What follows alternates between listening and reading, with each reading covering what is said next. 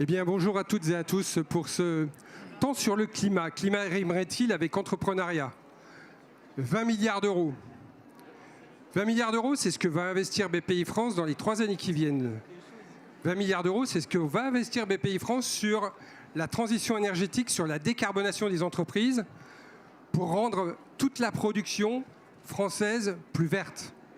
Quand on intervient sur un financement dans une entreprise, souvent on intervient en cofinancement avec des autres banques, quasiment tout le temps, et particulièrement sur ce sujet, ce qui fait que si on injecte 20 milliards d'euros, ce sont probablement 100 milliards qui vont être injectés dans l'économie dans les 3 années qui viennent pour la décarbonation.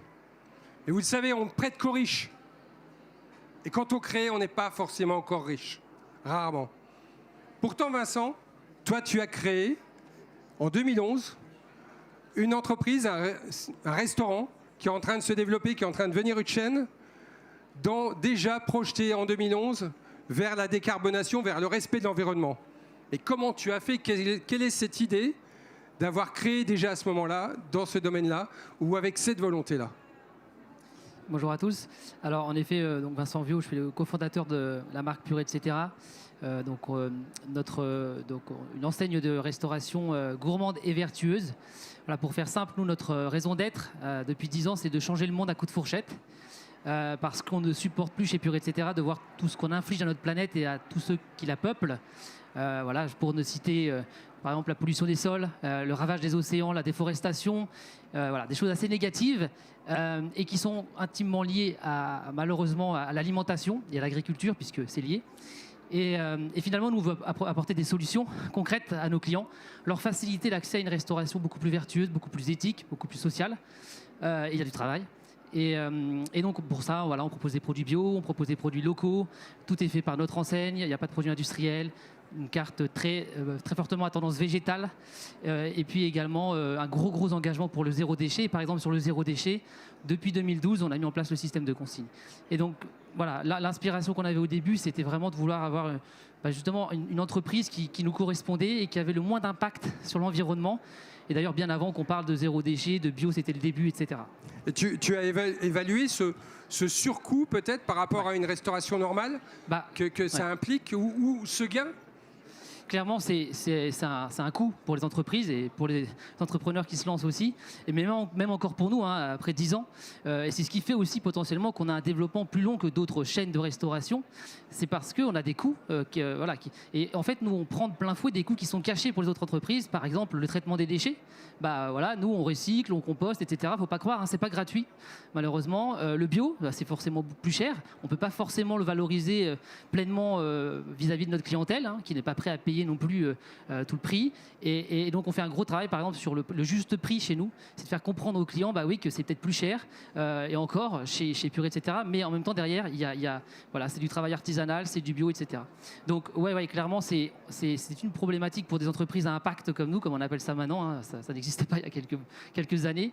Et c'est pour ça que des structures d'accompagnement qui sont dédiées comme BPI, hein, qui nous accompagnent beaucoup, et puis aussi France Active, etc. et d'autres, c'est très important pour nous et pour les entrepreneurs qui se lanceraient. Ouais. C'est magnifique parce qu'il fait même les enchaînements, vous avez remarqué. J'allais enchaîner avec Florence Rémy, qui est la directrice de France Active en Alsace, qui a accompagné la structure qui a accompagné Vincent lors de la création. Florence, à Strasbourg, il se passe des choses du côté du RSE, du développement durable, en lien avec la région Grand Est. Raconte-nous un peu ce que fait France Active sur Strasbourg et Guebwiller. Yes, juste avant, je voudrais juste préciser que Vincent, parce qu'il ne le dira jamais lui-même, mais ça fait 10 ans que la structure existe, ils sont quand même 60 salariés, ils ont un management exemplaire, très humain également, et donc il y a l'écologie et le climat, mais il y a aussi l'humain. Voilà, et tu es passé en société coopérative il y a peu de temps, donc tout ça c'est quelque chose d'assez global. Et nous, on croit effectivement en cela chez France Active en général et Alsace Active en particulier, avec cette idée que nous, on est très au contact de jeunes entrepreneurs de l'économie marchande classique et de l'économie sociale et solidaire. Et nous, ce qui nous intéresse vraiment, c'est de pouvoir faire se rencontrer ces deux mondes pour que chacun comprenne que l'autre n'est pas l'ennemi, mais qu'en fait, dans les valeurs de l'économie sociale et solidaire, il y a plein de choses, il y a plein d'éléments d'inspiration qu'on peut ramener dans l'économie marchande et progressivement changer les mentalités et les manières de faire. Donc nous avons initié, sous l'impulsion d'un appel à projet de la région Grand Est, effectivement, ce qu'on appelle un pôle créa Régénère, qui vise à fédérer des structures d'appui à l'accompagnement. Donc toutes les structures qui vont vous aider, jeunes entrepreneurs, à démarrer votre projet, à trouver des financements, à faire des études de marché, à faire votre modèle économique. En fait, on accompagne, on met en réseau ces structures pour réfléchir ensemble aux questions de transition. Parce qu'en fait, quand on est un jeune entrepreneur, il y en a peut-être parmi vous, il y en a sûrement, parce que je vois plein de jeunes ici, c'est génial. En fait, le sujet, c'est pas le premier sujet qui vient à l'esprit, c'est pas forcément l'environnement ou le sociétal. Le premier sujet qui vient à l'esprit, c'est quoi mon projet, c'est quoi mes clients, quand est-ce que je me paye un salaire. Donc, forcément, tout l'écosystème de l'accompagnement est focalisé aujourd'hui sur une expertise autour de ces sujets. Donc on a à cœur d'accompagner l'écosystème de l'accompagnement pour s'acculturer, se sensibiliser lui-même au sujet de transition écologique, sociétale et digitale. Et notamment, Vincent est intervenu sous forme de rencontre inspirante aussi pour montrer à quel point c'est possible, à la base, au démarrage de l'activité, de mettre ses valeurs au cœur de son projet. Et finalement, on se rend compte qu'il suffit de creuser un tout petit peu pour voir que la plupart des entrepreneurs ont envie de mettre leurs valeurs au cœur de leur projet et que finalement, on peut juste tirer un fil pour l'aider à focaliser sur ses valeurs et à faire les choses en proximité et en responsabilité. Et finalement, c'est plus une question de conscience et de connaissance qu'un réel problème. D'ailleurs, pour compléter les chiffres que j'ai donnés au lancement de cet atelier, je voudrais dire simplement que chez BPI France, comme dans d'autres banques, on est en train de commencer à réfléchir sur les aspects risques environnementaux, risques climat, qui sont accrochés aux risques financiers, aux risques techniques, lorsqu'on importe un financement d'une entreprise. C'est des choses qui vont devoir être mesurées demain. Et on intègre aussi, on commence à intégrer parmi les activités de fonds, on est investisseur, on apporte dans des fonds d'investissement des enveloppes financières, on les finance. Et dans ces activités de fonds qu'on a, on est en train de challenger les différents investisseurs avec qui on travaille, de façon à voir quel est l'impact des entreprises qu'ils ont en portefeuille sur le climat et comment on pourrait le réduire. Il y a même dans certains qui commencent à sortir des entreprises qui sont trop impactantes sur le climat de leurs fonds d'investissement. C'est des choses qu'on sait peu, mais ça va extrêmement vite en ce moment sur cette bascule du monde financier. Et ça va aussi vite dans le monde académique, parce qu'on a Christine qui est ici, Christine qui a passé une grande partie de sa carrière dans une école de commerce à Nancy, qui a parlé à des étudiants de RSE, puis qui s'est dit un jour, tiens, si je créais mon entreprise dans la RSE. Tout à fait. Christine. Donc, en effet, j'ai créé cette année, et c'est marrant, il y a un étudiant dans la salle, j'ai créé cette année Arborescence. L'objet d'Arborescence, c'est d'accompagner la transformation des entreprises privées et aussi des associations, voire des structures publiques, vers plus d'impact. Donc une transformation sociale, sociétale, écologique et économique. Alors j'aime beaucoup l'approche globale dont Vincent et Florence parlent, parce que le climat, certes, mais sans l'humain, rien ne se passera. On sait que la situation de la planète aujourd'hui découle des activités humaines.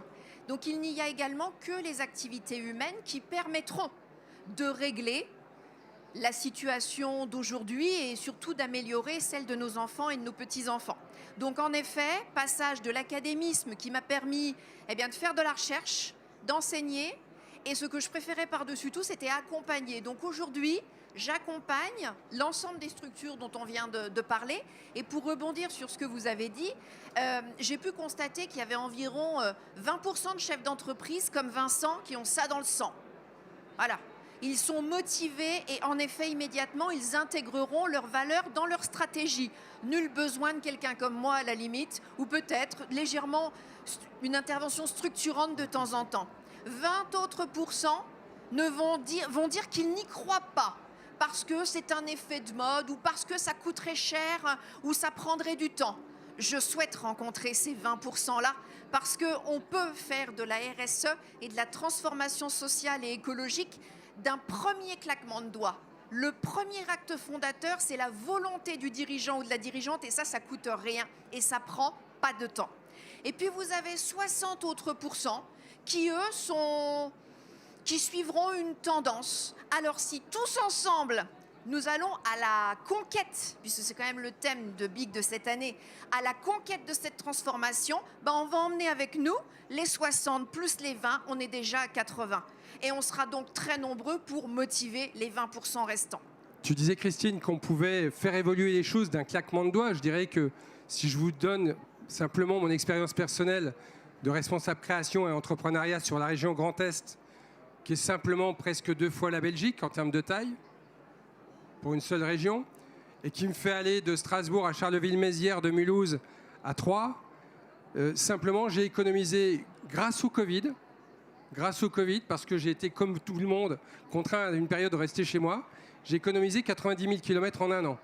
90 000 km, faites un peu le ratio aussi horaire, à un rythme qui serait relativement moyen de 70 km par heure.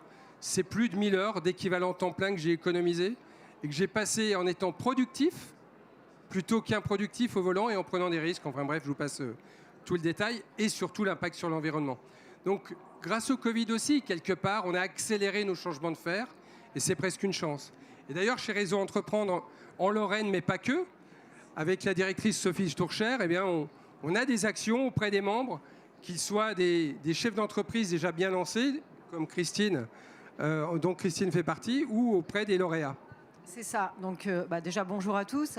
Donc, chez Réseau Entreprendre, on est une association de chefs d'entreprise bénévoles. Et le but, c'est de mettre en lien des chefs d'entreprise qui créent ou qui se développent avec des chefs d'entreprise aguerris ou, comme Christine, effectivement, des consultants spécialisés dans leur domaine.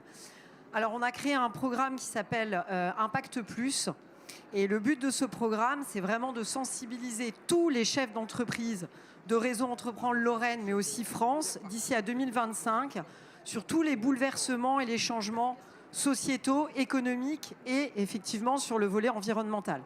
Pour rejoindre un peu ce que disaient mes 3 homologues, vous avez des chefs d'entreprise où c'est dans leur sang, c'est dans leur veine, c'est leur éthique personnelle de dire l'environnement, pour moi, c'est important. Ce qu'il faut aller chercher, c'est le reste des chefs d'entreprise qui se posent beaucoup de questions. Est-ce que de mettre de l'environnement dans mon modèle économique, c'est rentable, comme le disait Vincent tout à l'heure? Voilà. Est-ce que si je me lance dans un environnement et que je suis le seul de mon marché à le faire, est-ce que je vais être compétitif ou non? Donc en fait, nous, on a pris le parti pris, ces chefs d'entreprise-là qui se posent beaucoup de questions, qui créent ou qui reprennent, dès le début, de les mettre en lien avec des chefs d'entreprise aguerris sur ce sujet, qui vont leur expliquer comment ils ont intégré l'environnement dans leur modèle économique, les difficultés qu'ils ont rencontrées, parce qu'il ne faut pas se le cacher, ce n'est pas non plus un parcours simple, mais surtout de leur mettre en face des modèles de réussite de nos chefs d'entreprise. Des chefs d'entreprise qui ont réussi, on va dire, à allier leur propre intérêt économique et l'environnement. On a des beaux exemples en Lorraine de chefs d'entreprise qui ont réussi. Et pour ces chefs d'entreprise qui se créent, du coup, ça devient très concret de voir comment mettre en place tout ce cheminement. Alors, on a aussi, on évoquait tout à l'heure avec Florence, les pôles créa, donc mis en place par la région, sur 18 territoires actuellement en région Grand Est, qui ont vocation à faire travailler ensemble les acteurs qui accompagnent la création d'entreprises sur ces territoires. Et la région aussi a demandé aux acteurs de penser à ce qu'elle appelle des créalabs. Chez nous, chez BPI France, on appellerait ça des accélérateurs. Ça a vocation à réunir une dizaine de personnes, de chefs d'entreprise, qui veulent grandir, qui veulent aller plus vite. Et donc, Fabienne, vous êtes en train de construire ces promotions de créalabs. Florence. On m'appelle tout le temps Fabienne. Ouais, c'est ça, mais il fallait bien que ça vienne. Donc, Florence, vas-y, excuse-moi. Pour les créalabs, comment vous y prenez et quel est le contenu que vous avez construit? Le postulat en fait de départ pour réfléchir au sujet des transitions pour l'entreprise, le postulat c'est qu'on est sur un sujet systémique, hyper complexe, pluriel et que par conséquent est très aussi connecté au territoire. C'est-à-dire que peut-être que tu pourras en parler Vincent, mais la partie climat notamment, elle est vraiment connectée au territoire. Quelles sont les ressources dont je dispose? Où est-ce que je me trouve? Quelles sont mes quels sont en fait mes leviers en fait d'action sur le climat sur mon territoire. Et du coup, de mettre ensemble une promotion en fait de jeunes entrepreneurs. L'idée qu'on a derrière ça, c'est par le dialogue. De permettre à chacun, par l'intelligence collective, de progresser dans cette vision systémique des choses, d'apprendre ensemble des uns des autres, de se lancer chacun dans un petit pas, une petite direction, un petit succès, des essais-erreurs, parce que voilà, on est vraiment dans un sujet profond, systémique, complexe, et qu'on ne va pas révolutionner les choses comme ça, mais si on crée des groupes qui eux-mêmes créent des groupes, qui eux-mêmes distillent ces pensées sur le territoire, on va finir par y arriver. Et je crois que effectivement la connexion au réseau pour vous c'est quelque chose d'important. Je te laisse en parler. Ouais, merci. En effet, et nous, tu parlais tout à l'heure de notre passage en coopérative. Ça, c'est un peu plus large, mais il y a des futurs entrepreneurs, des entrepreneurs actuellement là, a priori dans la salle. Si vous êtes là, moi je vous encourage à vous tourner aussi vers ce genre de statut juridique, notamment les coopératives, les SKIC, coopératives d'intérêt collectif, parce que ça permet justement de regrouper à l'intérieur du projet d'entreprise, d'entrepreneuriat, tous les parties prenantes au projet, qui peuvent être les producteurs, les clients, des associations bénévoles, etc. Et donc de créer le fameux écosystème dans l'entreprise avec toutes les parties prenantes au projet. Et donc nous, c'est ce qu'on essaie de faire, parce qu'on considère que justement, c'est compliqué, c'est systémique. Pour revenir à notre raison d'être, changer le monde à coups de fourchette, on n'y arrivera pas tout seul. Et ça, c'est sûr et certain. Et donc, plus on va être, plus on sera fort. Et donc, créer des synergies. Par exemple, je vous donne un exemple. Grâce d'ailleurs, effectivement, à cet aspect coopératif et au réseau France Active et d'autres, on a rencontré d'autres entrepreneurs qui sont dans les coopératives. Et on est en train d'essayer de monter des partenariats, de faire des synergies, des rendez-vous avec nos clients, avec nos collaborateurs, pour créer une vraie énergie. Et donc ça, je pense que c'est aujourd'hui les enjeux sociétaux et environnementaux. Moi, je ne peux pas concevoir qu'on monte aujourd'hui une entreprise, mais c'est mon point de vue assez dur. C'est une entreprise qui va pas avoir un impact positif sur le monde. C'est du suicide. Voilà. Donc déjà, posez-vous la bonne question, et après, de là, ouvrons-nous à tout l'écosystème qui va vous permettre de porter votre projet, en fait. Et j'ai une question qui me vient, Vincent, mais est-ce que d'avoir créé son entreprise avec cette volonté de coopération avec les salariés aussi, ça a facilité, toi qui es dans la restauration, le fait de retrouver tes salariés après les confinements successifs, ou est-ce que tu es comme la restauration en général, en difficulté aujourd'hui parce qu'il te manque un certain nombre de collaborateurs? Alors, un peu des deux. Non, c'est pas tout blanc ou tout noir. Mais en fait, nous, d'ailleurs, on a fait notre transition pendant le Covid. C'est-à-dire qu'on avait ça en nous depuis quelques temps. Et juste avant le premier confinement, on a pensé à la coopérative, on a voulu y aller et on a fait ça pendant. Et clairement, on a vu la différence parce que pour le coup, pendant le premier confinement, on n'était pas en mode coopératif. Et au-delà de ça, on a changé notre façon de notre gouvernance à l'intérieur de notre société. On est passé sur une gouvernance partagée qui s'appelle l'holacratie, où on distribue l'autorité à travers toute la société et sur tous les collaborateurs. Et on a vu la différence entre l'avant et le deuxième confinement où on était justement dans cette transition-là. Voilà. Et aujourd'hui, c'est vrai que alors c'est pas simple, en plus on est dans une phase de reprise, on lance des nouvelles activités, donc c'est dur, c'est ça aussi une entreprise, il y a des phases, mais en même temps je pense que ce serait encore pire si on n'avait pas créé cette dynamique positive avec les collaborateurs, et on a d'ailleurs mis en place des nouveaux outils pour qu'ils puissent s'exprimer, pour qu'ils puissent prendre des initiatives, donc c'est en train d'exploser un peu partout chez nous, et donc ce qui crée aussi cette complexité, mais je pense que ce serait vraiment pire effectivement si on n'avait pas cette dimension-là. Et je peux comparer effectivement à quelques années. Moi, je le dis d'ailleurs à tout le monde, on ne pourrait pas faire aujourd'hui ce qu'on fait, on ne pourra pas arriver à faire ce qu'on veut si on n'est pas structuré comme on est structuré aujourd'hui. Ok, merci. Avant de passer à une ou deux questions, si quelqu'un veut préparer une question ou deux, Christine, peut-être un ajout? Oui, j'aimerais ajouter des choses très, très tangibles en lien avec la RSE. Parce que quelquefois, on peut entendre ce que je disais tout à l'heure, cet effet de mode ou cette espèce de philanthropie. On peut l'avoir comme ça. On peut s'engager dans une démarche RSE pour des raisons humanistes, philosophiques, pourquoi pas religieuses. On peut aussi le faire pour des raisons, je ne dis pas un gros mot ici, capitalistes, dans le sens du développement. Du développement, comme Vincent l'indique, c'est-à-dire intégrant, bien entendu, les enjeux sociaux, sociétaux, environnementaux. C'est quoi les résultats positifs de la RSE? La RSE, incluant le climat, bien entendu, je fais juste cette approche globale.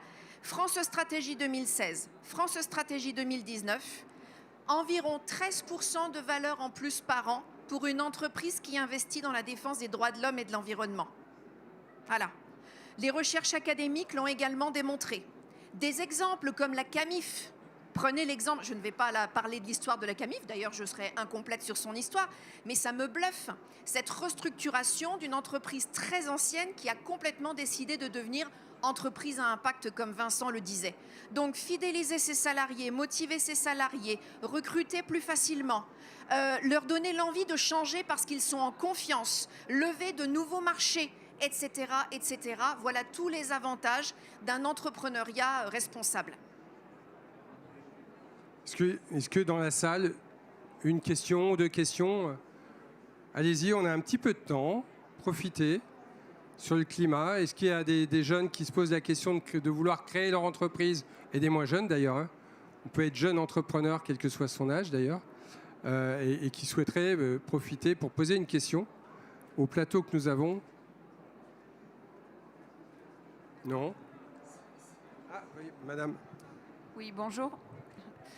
Donc la question est pour tout le monde, mais vous disiez qu'il y a 20% des chefs d'entreprise qui sont un peu réticents au sujet de RSE. Selon vous, quelle est la raison principale? Est-ce que c'est par manque de connaissances, par crainte ou et qu'est-ce qu'il faudrait, quand vous parlez du claquement de doigts, ma question c'est quoi votre baguette magique pour activer cette prise de conscience en un claquement de doigts? Alors oui, je commence, mais c'est vrai qu'on peut tous compléter. Ça coûte cher. Donc c'est des représentations. Hein, on sait qu'on s'en construit tous des représentations. Ça coûte cher. J'ai toujours fonctionné comme ça. Pourquoi je changerais? Parce que là aussi, ça entraîne quand même un accompagnement dans un certain changement. J'entends parler d'holacratie, c'est ça? Je connaissais pas cette terminologie, mais ça me va bien. Hein. Donc voilà, pour toutes ces raisons-là, ça peut être, j'ai pas le temps. Simplement, ce que je te disais tout à l'heure, le phénomène déclencheur comme ça, un claquement de doigts, c'est je peux décider là en 1 seconde, vous pouvez décider en 1 seconde de vous engager dans une démarche RSE. Pourquoi? Ça prend pas de temps, c'est gratuit parce qu'en fait ça vient de là. C'est notre volonté. Et ensuite, on voit que ça peut rapporter, si telle est notre ambition. Et je la comprends parfaitement, puisque nous devons faire du chiffre d'affaires pour nous rémunérer et rémunérer nos salariés. Donc, il n'y a aucun souci là-dessus.